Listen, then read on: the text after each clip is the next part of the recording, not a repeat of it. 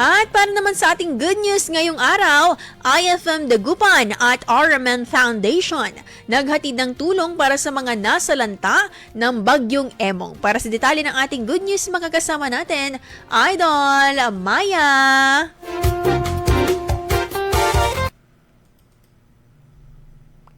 Puso ng Radio Mindanao Networks Foundation. Laging bukas ang puso ng Radio Mindanao Networks Foundation sa panahon ng pangangailangan.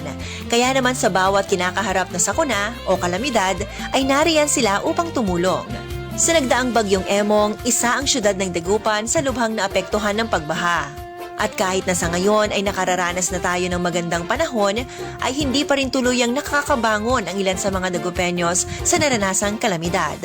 Kaya naman ang 104.7 IFM Dagupan, katuwang ang RMN Foundation ay nagkasa ng Oplan Tabang, Dagupan Relief Operation 2025.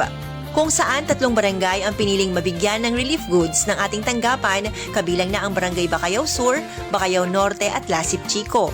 Ito ay masusing pinili base na rin sa suhestyon ng lokal na pamahalaan dahil ang mga naturang barangay ay ilan lamang sa mga lubhang nakaranas ng pagbaha. Sumatotal ay 127 na pamilya ang ating nahandugan ng relief packs na naglalaman ng bigas, tubig, hygiene kits at grocery packs.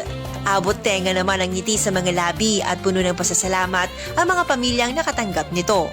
Ang inisyatibong ito ng IFM Dagupan at RMN Foundation ay patunay lamang na hindi natatapos sa musika at pagbabalita ang aming pagbibigay serbisyo sa masang Pilipino.